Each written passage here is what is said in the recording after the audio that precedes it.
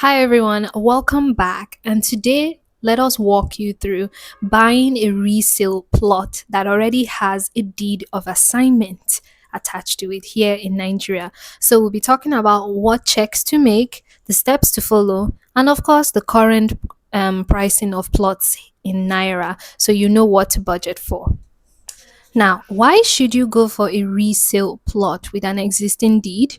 Well, a resale plot with an existing certificate or deed of occupancy can mean faster registration, a clearer title, sometimes better financing options, but you must do your homework to avoid surprises like like forgeries and undisclosed encumbrances.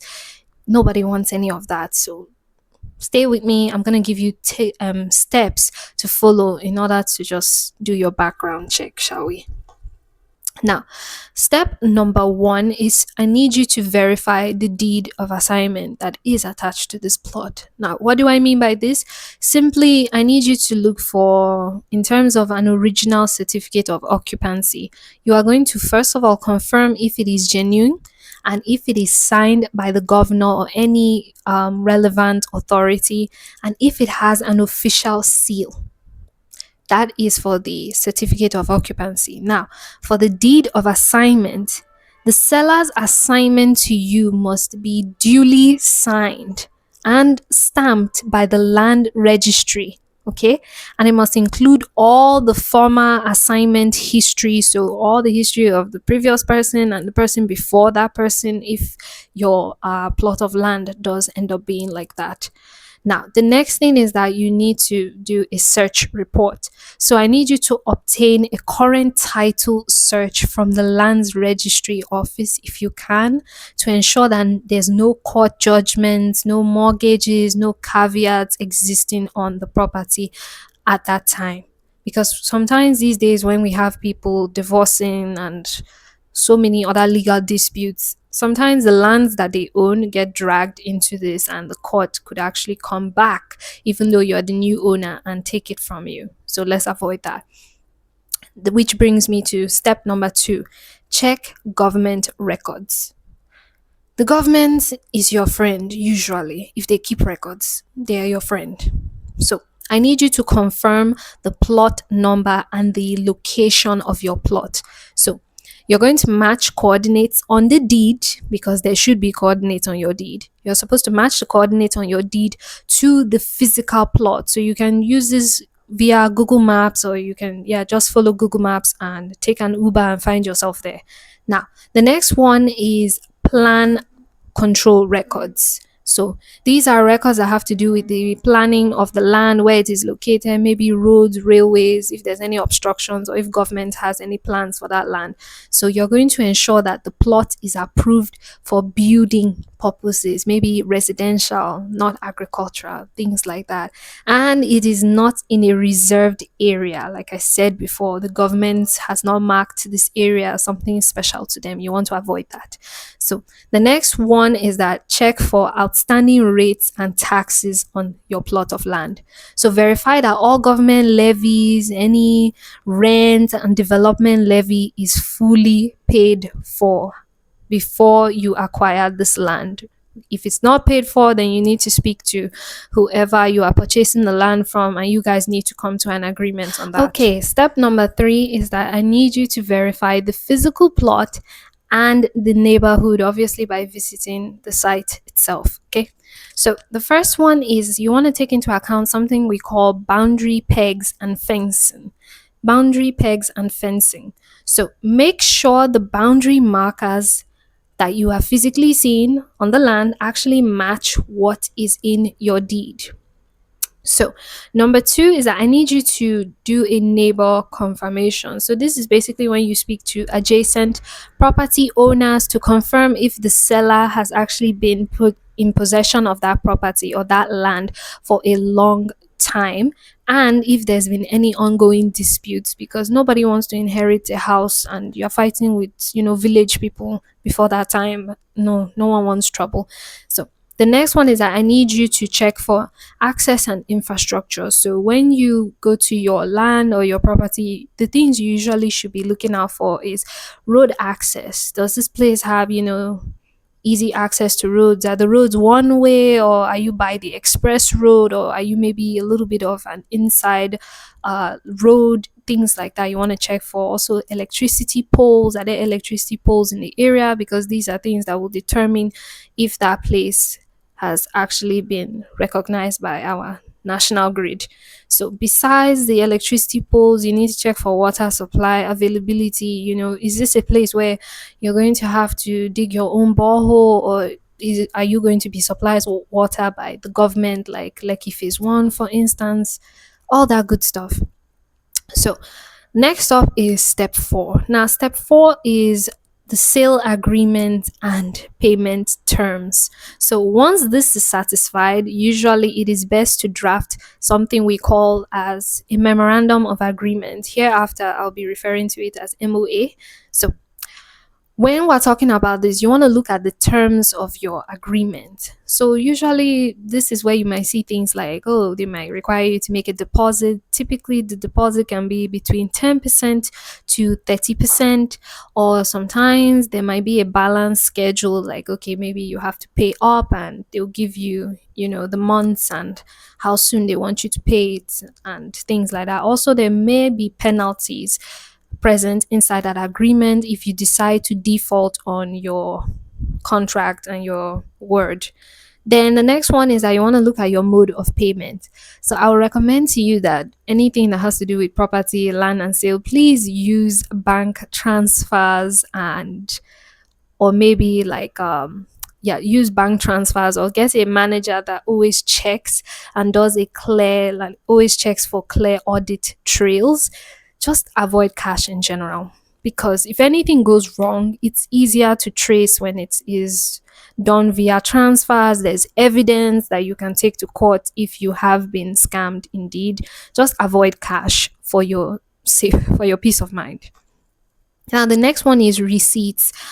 We people in this country have a habit of not regarding receipts or collecting receipts, which I would not recommend in this case.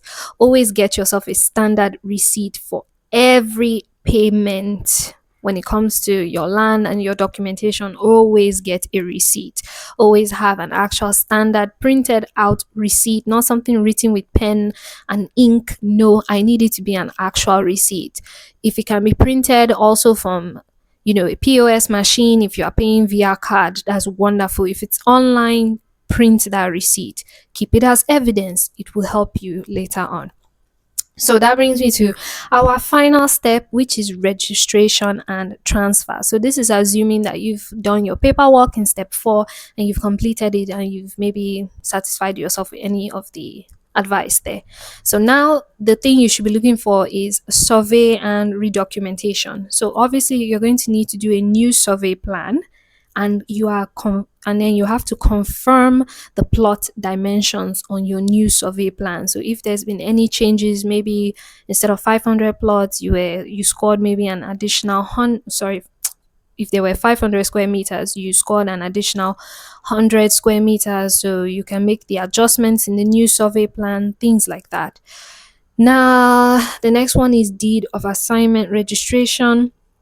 So this one you have to submit once again to the land registry office, and then usually they're going to charge you for stamping it. The stamp duty is not really anything that's outrageous, and then they'll also charge you registration fees. Now the registration fees in Nigeria approximately goes somewhere between 15,000 to 50,000 naira. Obviously, this depends on the size of your plot and the number of plots you bought, and maybe even the area at which your land or property is situated.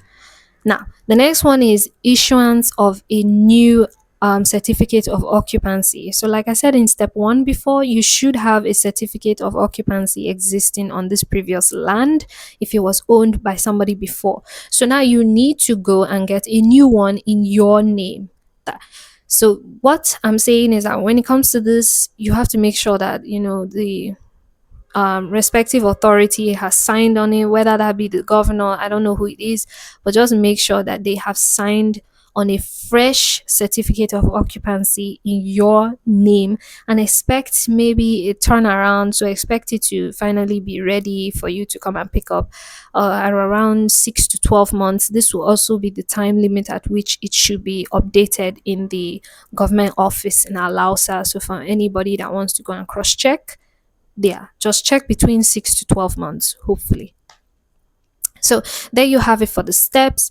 Now, stay with me. We'll be moving on to the actual cost of current plots in Nigeria. So now on to budgeting. So one thing we must take note is that resale plots, the prices of resale plots vary by location. So here today I have for you an approximate 2025 market rate per 550 square meter plot, because between 500 square meters to 600 square meters, that is your standard size for a plot.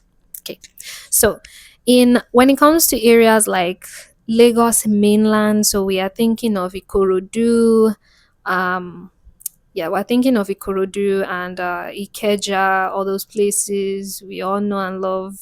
Mainland, you know what I'm talking about. So your plot, well, your standard 550 square meters can go for 12 million naira to about 25 million naira. Yeah, and then we have a area called Lagos Island Fringe, and in this place, this is where areas like Lekki Phase One, Lekki Phase Two can be found, and your land here can be found at 30 million naira to 60 million naira. Then we've got the Epe and Badagry outskirts, because not only do we have developments recently in Epe, there's also been a boom in Badagry as well. So you might want to check that out. So here we can get land a little bit cheaper. This would start from 3 million naira to 8 million naira. And of course, up north, because Nigeria is a major country, we've got north, west, south, east. So in the north, we have Abuja. So within Abuja, we're looking at areas such as Garki and Karu villages. So recently, there's been development there, and you can get land here for 6 million naira to 15 million naira. Now, remember that resale plots command usually a 10 to 20% premium over virgin lands. When I say virgin lands, these are lands that still have vegetation. They've never been owned by anybody before. When you buy them, you probably have to clear them yourself. Yeah. So they are going to give you a more premium over those types of lands due to the existing title security, because it's a hassle to do all that paperwork. And if somebody has already done half the work for you, all you have to do is just update. There's a foundation, just build on the foundation. That is why. So there you have it. That is everything on our informative guide regarding resale plots here in Nigeria. Once again, thanks for watching. If you found this video helpful, don't forget to like, share, and subscribe. I will see you next time. Oh, and one more thing, don't forget to check out our website www.nigerspider.com, because we actually have property listings there, virgin land, and even lands that have pre-existing titles like the one we spoke about today. You can check that out as well. And as for people that require more security, estate lands are an option as well. So just go there and find what works for you. Speak to people, it won't hurt. Bye.